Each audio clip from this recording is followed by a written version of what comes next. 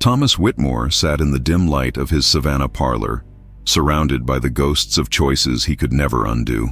The ceiling fan turned slowly overhead, clicking with each rotation like a metronome counting the years he had wasted. Outside, the Spanish moss swayed in the humid Georgia breeze, and somewhere in the distance, a church bell marked another hour gone forever. He held an envelope in his weathered hands, yellowed with age. The ink on the front faded but still legible. It was addressed to a woman named Clara Bennett, and it had never been opened because it had never been sent. For 23 years, that letter had lived in the bottom drawer of his desk, buried beneath old tax returns and forgotten receipts. Thomas had written it on a September night when the weight of his silence had finally become unbearable, when he realized that pride was a prison he had built for himself. He had poured everything into those pages, his love, his regret, his hope that somehow they could find their way back to each other. But when morning came, fear arrived with the sunlight. What if she laughs at me? What if it's too late? What if I'm just a fool chasing a memory? So he sealed the envelope, placed it in the drawer, and told himself he would send it tomorrow. Tomorrow became next week. Next week became next year. And the years stacked up like bricks in a wall he could no longer see over. Now, at 61 years old, with his doctor's words still echoing in his mind, irregular heartbeat, family history, need to get affairs in order, Thomas understood what he had been running from all along. It was not rejection he feared. It was the truth. The truth that he had loved once, deeply and completely, and had let it slip through his fingers because he was too proud to bend, too afraid to be vulnerable, too convinced that there would always be more time. But time, he now knew, was the cruelest liar of all. It whispered promises it never intended to keep. He turned the envelope over in his hands, feeling the texture of the paper, imagining Clara's fingers opening it, her eyes moving across the words he had written in the loneliest hour of his life. Would she have forgiven him? Would she have understood? Or would she have simply shaken her head and thought, "Too little, too late, Thomas, always too late"? The questions tormented him because they could never be answered. Or so he thought. Because in the next moment something shifted in the shadows of his memory, and he knew, with the kind of certainty that arrives only when you have run out of places to hide, that he could not die with this letter still unread, even if Clara never saw it, even if the world never knew. He had to try. He had to believe that somewhere, somehow, the words we leave unsaid can still find their way home. This is a story about the silence that costs everything, about the moments we let pass because we believe we will get another chance, about the letters we write in our hearts but never send into the world, and about what happens when a man finally decides that regret is a heavier burden than vulnerability ever was. Because sometimes the only way to find peace is to speak the truth you have been hiding from yourself. And sometimes, just sometimes, that truth reaches exactly the person who needs to hear it, even if they are no longer here to listen. What Thomas did not know, as he sat in that quiet parlor with the letter trembling in his hands, was that the story was not over. In fact, it was only just beginning. Thomas walked to the old oak cabinet where he kept a shoebox full of photographs, relics from a life that felt like it belonged to someone else. His fingers moved slowly, carefully, until they found what they were looking for. A small square photograph with white borders, slightly bent at the corners. In it, a young woman stood in front of Forsyth Park, her hair catching the afternoon sun, her smile so genuine it seemed to light up the faded colors of the print. Clara Bennett, 26 years old, full of life, full of dreams, full of a love that Thomas had taken for granted until it was gone. He remembered the day he took that photograph. It was early October, and they had spent the afternoon walking through the park, talking about everything and nothing. She had laughed at something he said. He could not even remember what. And he had pulled out his camera just in time to capture her joy. That was the thing about Clara. She had a way of making the ordinary feel extraordinary. A walk in the park became an adventure. A cup of coffee became a conversation you did not want to end. And being with her made Thomas feel like he was more than just a man drifting through life. He felt seen. He felt known. He felt alive. But then the misunderstanding happened. A phone call he never made. A message she never received. A friend who told her Thomas had been seen with another woman. A lie. but one that Clara believed because Thomas had been too proud to chase after her and explain. He told himself she should have trusted him. She told herself he should have fought for her. And in the space between those two stubborn silences, their love withered like a flower left too long in the shade. She stopped calling. He stopped trying. And one day, he heard she had started seeing someone else, a man named Richard who owned a hardware store on Broughton Street. Thomas told himself it was for the best, told himself she deserved better, told himself he was fine. But he was not fine. He was drowning in the lie he had built around his wounded pride. Years passed. Clara married Richard. They had a child. Thomas saw her once, from a distance, pushing a stroller down River Street. He had turned and walked the other way, his heart pounding in his chest, because he could not bear to see the life she had built without him. He buried himself in work, in routines, in the small distractions that kept him from thinking too much. But late at night, when the house was quiet and the world felt heavy, he thought about her. He thought about the way she used to rest her hand on his arm when they walked, the way she sang softly to herself when she cooked, the way she looked at him like he was the only man in the world who mattered. And he wondered if she ever thought about him too. Now, holding that photograph in his hands, Thomas felt the full weight of what he had lost. Not just Clara, not just love, but the version of himself who had been brave enough to believe in something beautiful. He whispered to the empty room, his voice cracking with the weight of all those unspoken years. "I should have run after you. I should have told you the truth." The photograph stared back at him, frozen in time, a reminder that some moments can never be reclaimed. But the letter was still here.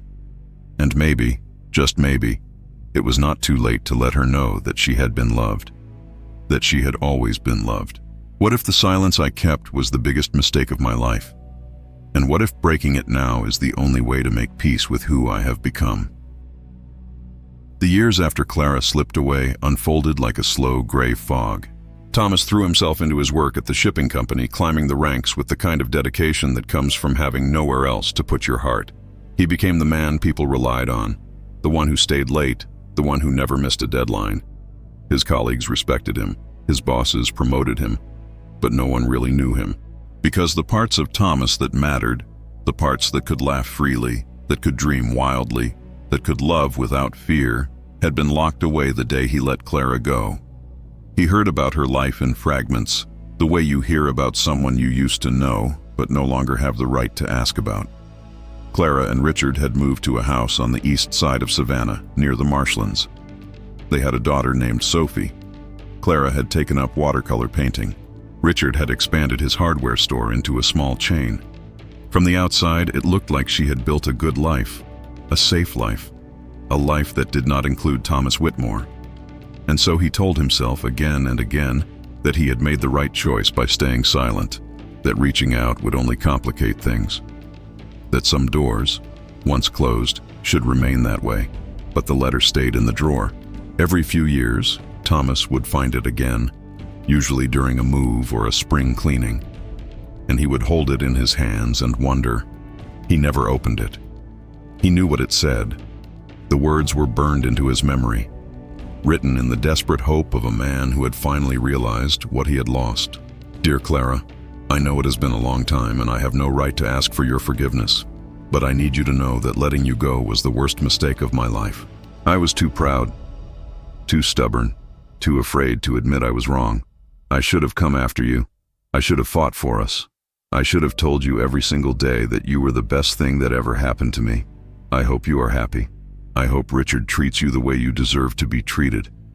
But if there is even the smallest part of you that wonders what we could have been, know that I wonder too, every single day." He never sent it because he convinced himself it was selfish, because Clara had moved on, and what right did he have to disrupt her peace with his regrets? So the letter stayed where it was, and Thomas grew older. His hair turned gray. His back started to ache. The shipping company downsized, and he took early retirement. He bought a small house near Bonaventure Cemetery, a place where the living and the dead seemed to coexist in quiet harmony. He filled his days with routines, morning coffee on the porch, crossword puzzles, long walks through the historic district. He was not unhappy exactly, but he was not happy either. He was just there, existing, waiting for something he could not name. Then came the appointment with Dr. Morrison, a routine checkup that turned into something more serious. An irregular heartbeat, a family history of heart disease, a recommendation for tests, for medication, for lifestyle changes, and the unspoken truth that hung in the air between them. Time was no longer an infinite resource. Thomas had always known, intellectually, that he would die someday. But knowing it and feeling it are two very different things. As he drove home from the doctor's office, his hands gripping the steering wheel, he felt the walls he had built around himself begin to crack. And through those cracks, a single thought emerged, clear and undeniable. If I die tomorrow, what will I regret most? The answer came immediately, like a door opening in a dark room. He would regret the letter. He would regret the silence. He would regret never telling Clara that she had been the love of his life.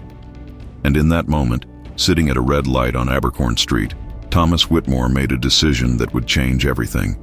He would send the letter.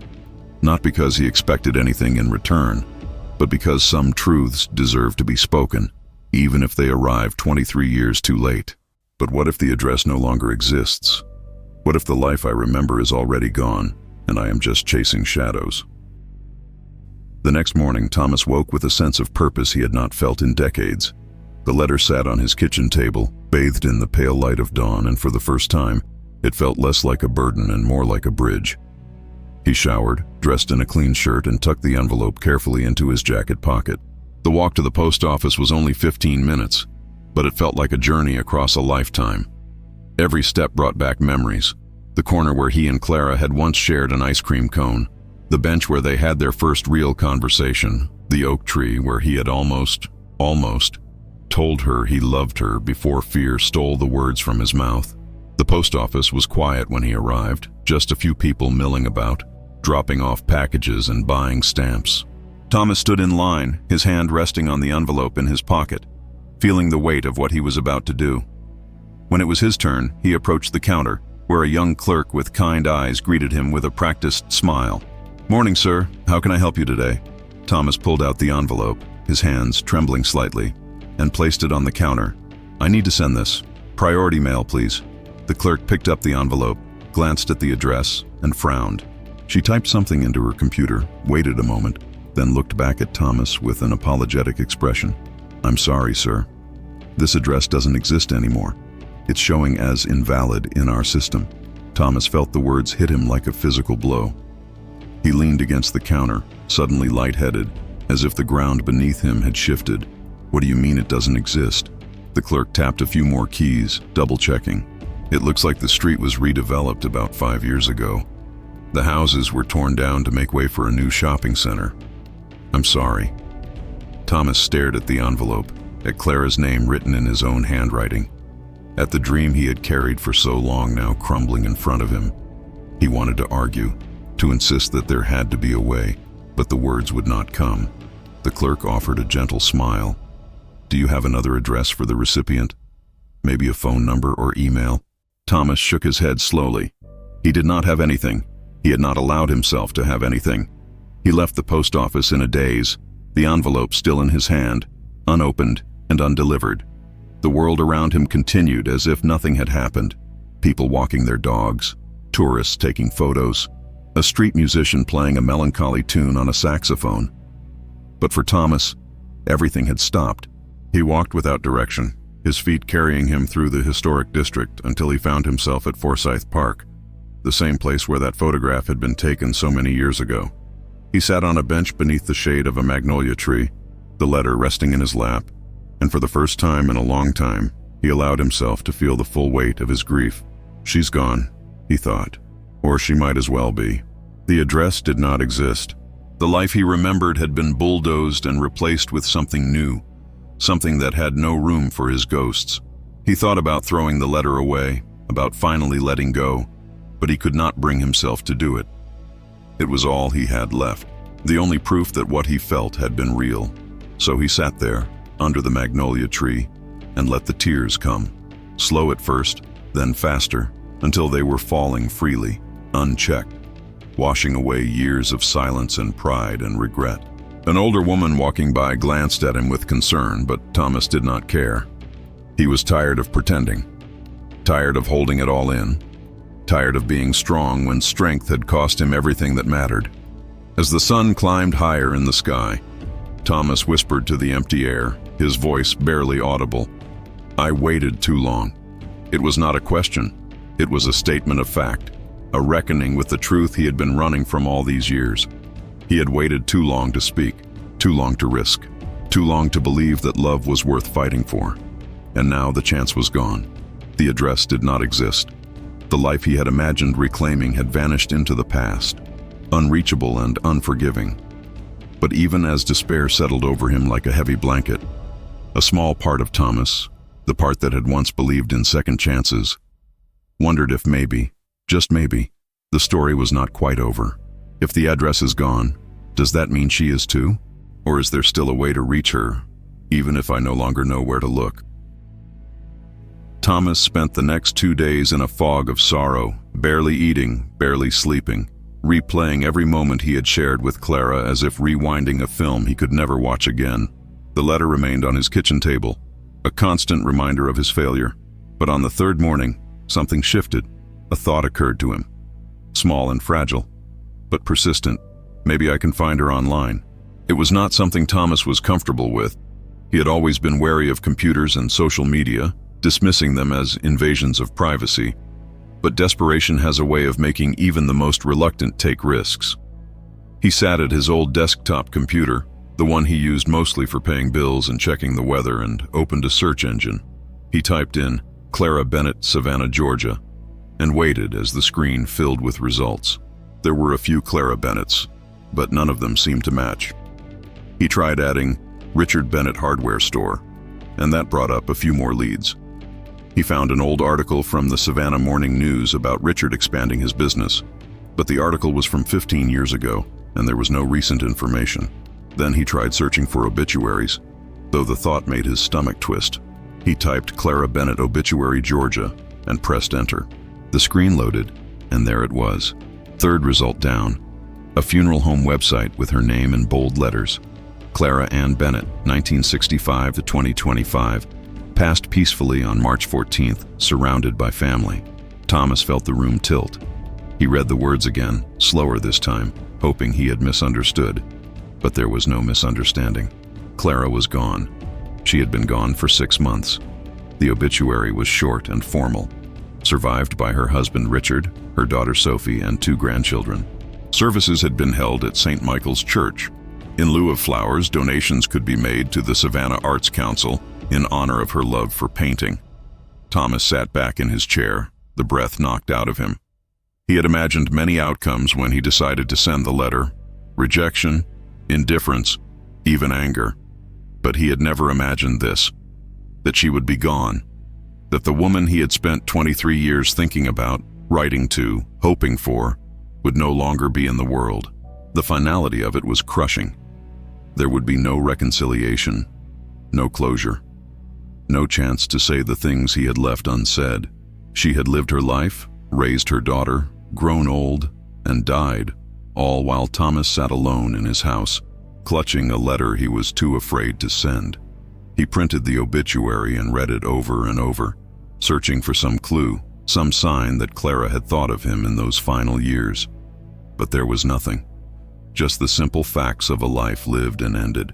He thought about Richard, about the man who had been there when Thomas had not, the man who had built a life with Clara, who had seen her smile every morning, who had held her hand as she took her last breath.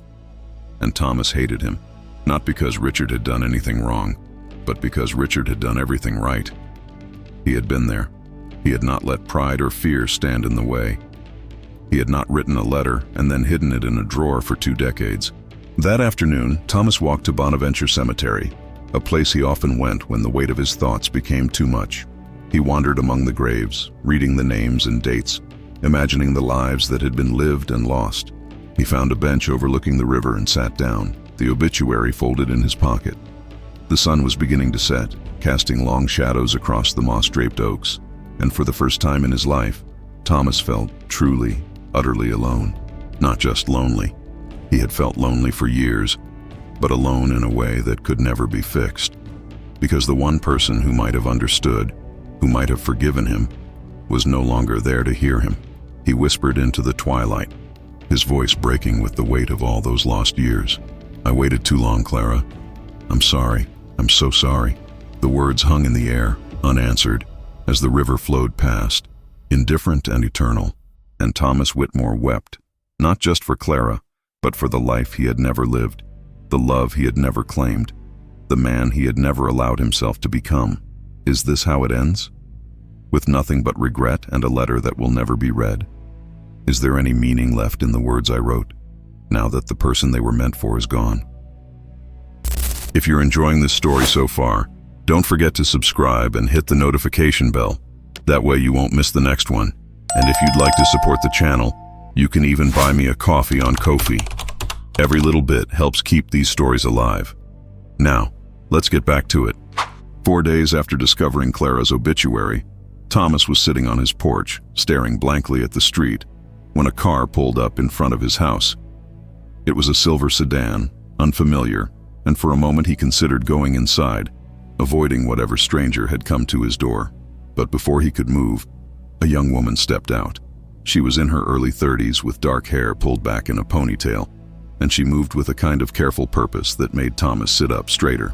She walked up the path to his porch, a manila envelope in her hand, and stopped at the bottom of the steps. "Excuse me," she said, her voice soft but steady. "Are you Thomas Whitmore?" Thomas nodded slowly, unsure of what to expect. The woman took a breath, as if gathering courage, and then said, "My name is Sophie Bennett. My mother was Clara." The words hit Thomas like a thunderclap. He stood, gripping the porch railing for support, and stared at her. Now that she had spoken, he could see it, the resemblance. She had Clara's eyes, the same deep brown, the same quiet intelligence. "Your mother," Thomas began, but his voice failed him. Sophie nodded, her own eyes glistening with emotion. "I know. She passed away a few months ago." Sophie climbed the steps and handed him the manila envelope. "I found this in her things after she died. It was in a box she kept in her closet, hidden under some old sweaters. I almost didn't open it, but I'm glad I did." Thomas took the envelope with trembling hands and opened it. Inside was the letter he had written 23 years ago. The envelope was still sealed, still addressed to Clara at the house that no longer existed. But it was not alone. Beneath it was another letter, this one in Clara's handwriting, addressed to Thomas Whitmore. And beneath that, a small photograph, the same one he had in his shoebox, the one of Clara smiling in Forsyth Park. "I don't understand," Thomas said, his voice barely a whisper. Sophie sat down on the porch steps, her hands folded in her lap. "I didn't either at first, but then I read the letter you wrote, and I read the one my mother wrote back, even though she never sent it either. And I realized, you two never stopped loving each other. You just never told each other." Thomas felt his legs weaken, and he sank back into his chair. "She wrote back?" Sophie nodded. "She wrote it the same year you wrote yours. I found both letters together. I think she must have found your letter somehow. Maybe it was delivered to an old address and forwarded, I don't know. But she wrote back. And then, for whatever reason, she never sent it either." Thomas stared at the unopened letter in his hands, Clara's handwriting looping across the front. His name, his old address. All this time she had known. She had felt the same thing, and neither of them had been brave enough to close the distance. "Why didn't she send it?" he asked, though he already knew the answer. Sophie shrugged, her eyes sad. "I think she was afraid, just like you were. She had built a life with my father. She had me. Maybe she thought it was too late, or maybe she thought it wasn't fair to him, or to you, to dig up the past. I don't know. But I do know that she kept both letters her entire life. That has to mean something." Thomas looked at Sophie, this woman who was the living proof of the life Clara had lived without him, and he felt a strange mixture of grief and gratitude. Grief for what had been lost, gratitude for what remained. "She talked about you sometimes," Sophie said quietly, "when I was growing up. She never said much, just that there had been someone, a long time ago, who she had loved and lost. I didn't think much of it until I found these letters." And then I realized, you were the one she was talking about. You were the one she never forgot. Thomas could not speak. He could only sit there, holding the letter, feeling the weight of Clara's presence in the paper, in the ink, in the words he had not yet read. Sophie stood, brushing off her jeans. I should go. I just wanted you to have that.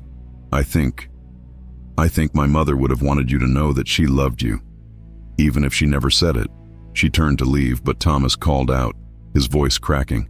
Wait, please, stay, just for a little while. Sophie paused, then nodded and sat back down. And for the first time in over 2 decades, Thomas Whitmore began to tell the story of Clara Bennett, the woman he had loved and lost, and the silence that had defined both of their lives. Could it be that the letter I thought would never reach her already had? And if she wrote back, what did she say in the silence I have been drowning in all these years? Sophie stayed for hours. They sat on the porch as the afternoon sun dipped lower, casting golden light across the street. And Thomas told her everything. He told her about the day he met Clara at a coffee shop on Broughton Street, where she had accidentally taken his order and laughed so genuinely when she realized her mistake that he had fallen for her on the spot.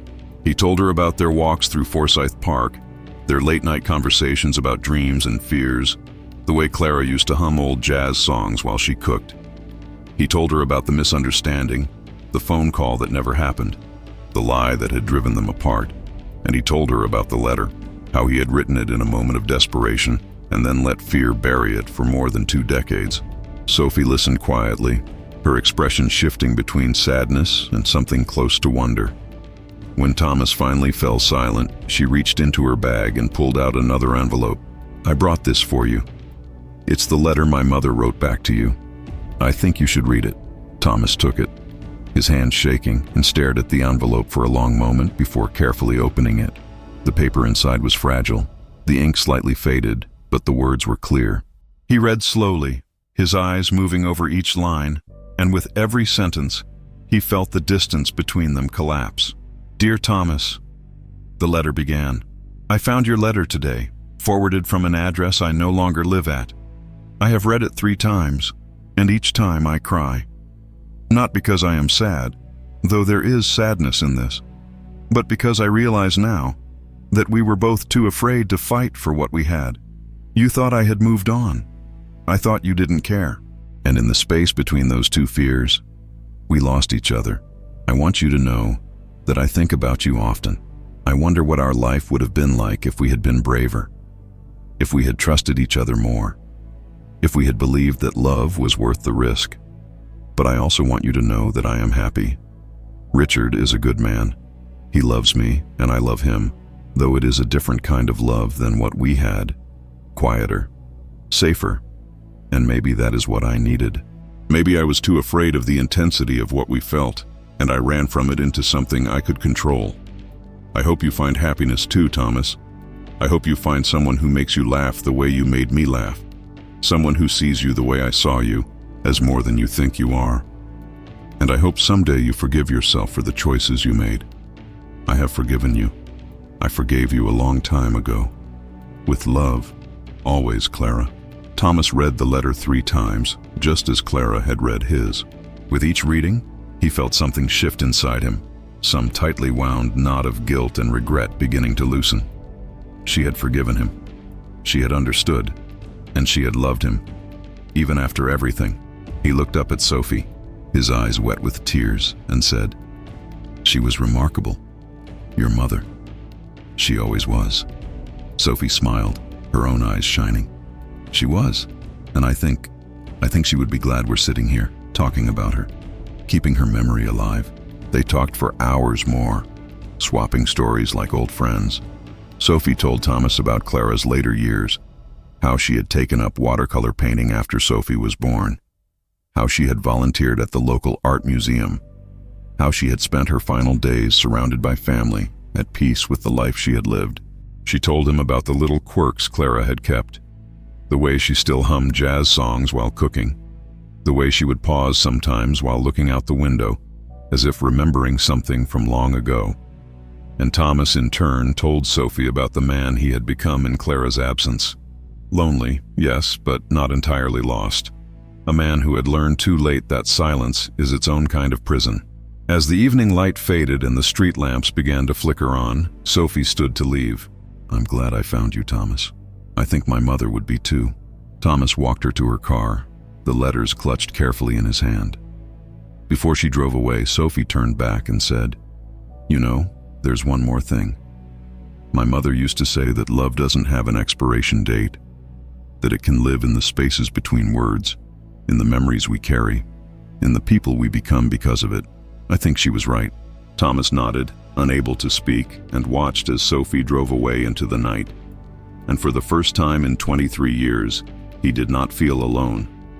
If Clara forgave me, and if she carried my memory all those years just as I carried hers, does that mean our love was never really lost?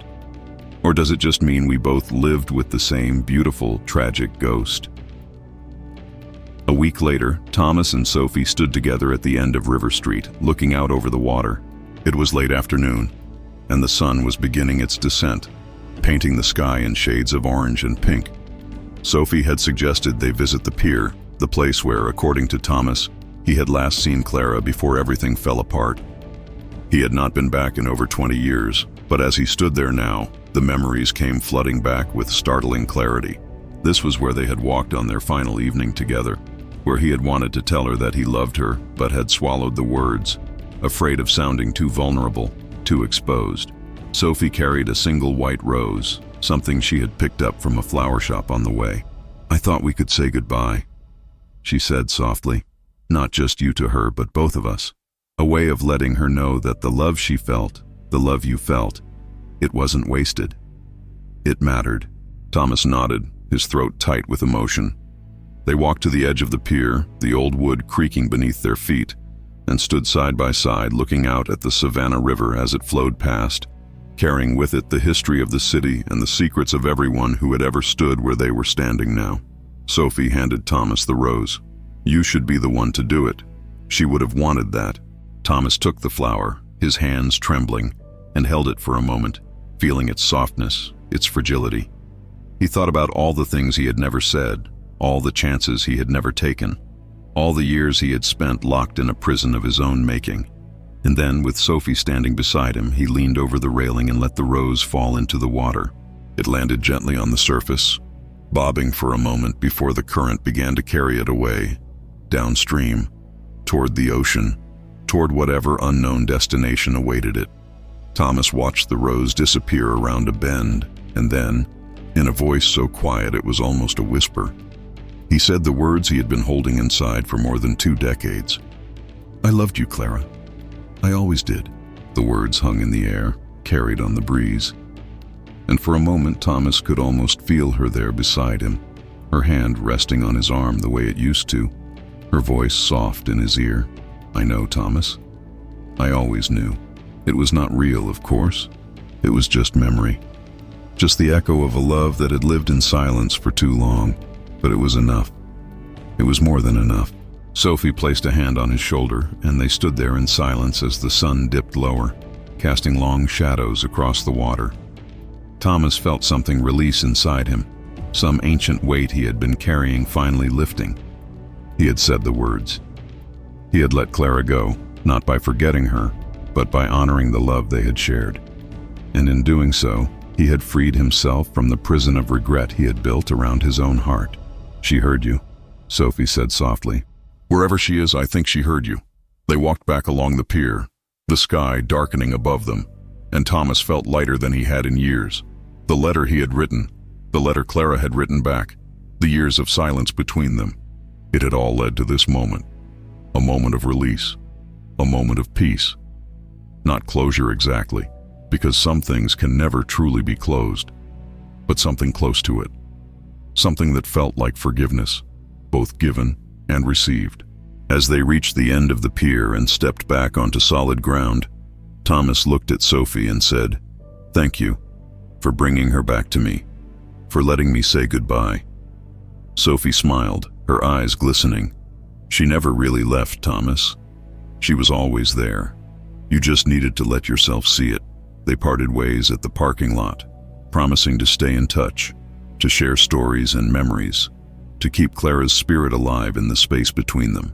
And as Thomas drove home through the quiet streets of Savannah, the letter resting on the passenger seat beside him, he felt something he had not felt in a very long time. Not happiness exactly, not joy, but something quieter, deeper, a sense of peace, a sense that, even though he had waited too long, even though the letters had never been sent until it was too late, the love had still mattered. It had still been real, and it had still, somehow, found its way home.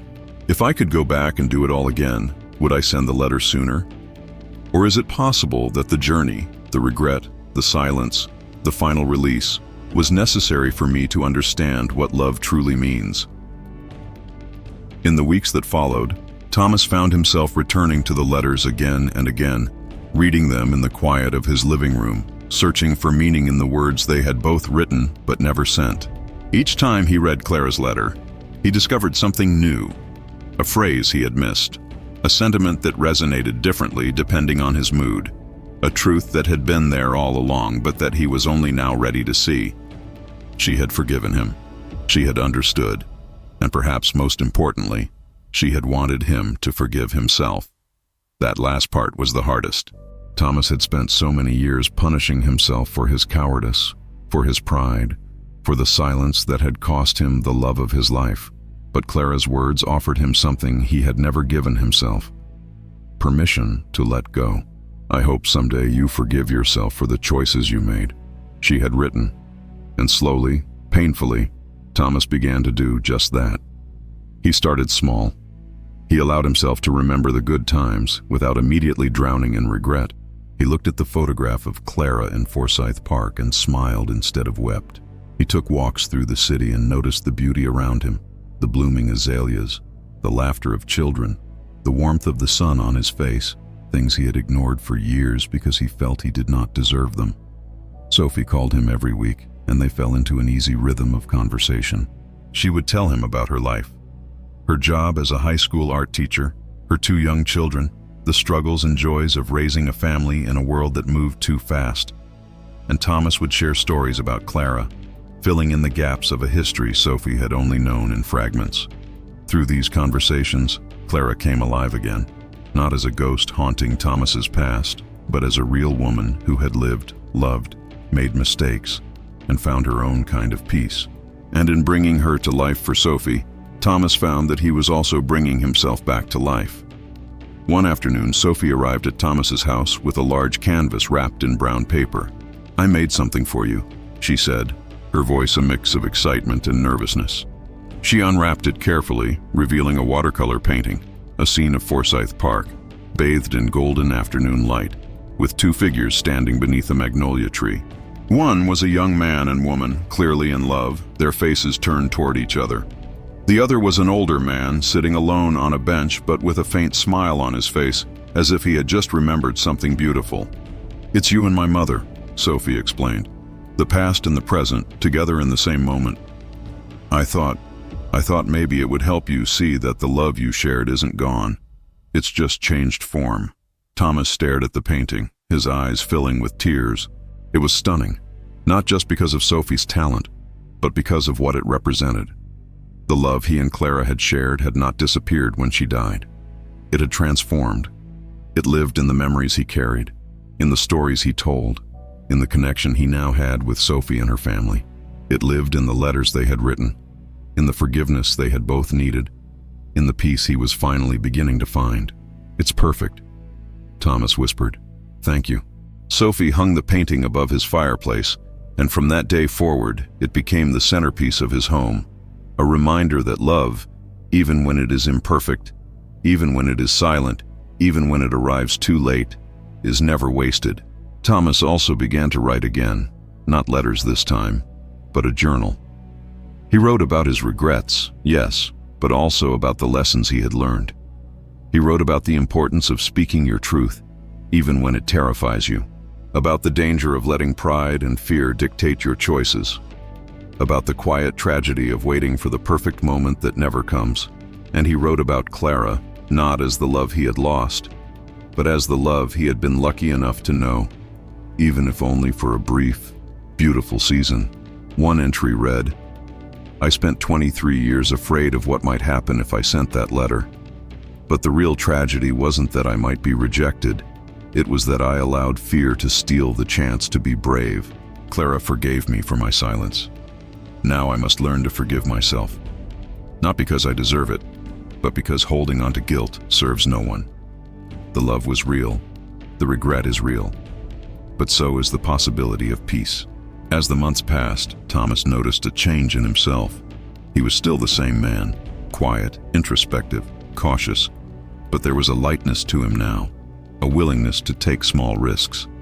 He struck up conversations with strangers at the coffee shop. He accepted an invitation to join a book club at the library. He even went on a date, though it did not lead anywhere, and that was okay. The point was not to replace Clara. No one could ever do that. The point was to live, to stop hiding, to stop punishing himself for a past he could not change. Clara had lived her life, and now it was time for Thomas to live his. Not in spite of the love he had lost, but because of it. Because loving Clara, even in silence, had taught him what mattered most. One evening, as Thomas sat on his porch watching the sunset, Sophie called. "I have something to tell you," she said, her voice excited. "I'm pregnant, with my third, and if it's a boy, we're naming him Thomas." Thomas felt his breath catch in his throat. "Sophie, you don't have to." "I want to," she interrupted. "You've become part of our family, Thomas. You've given me so much. Stories about my mother I never would have known, a connection to her past, a reminder that love is worth fighting for.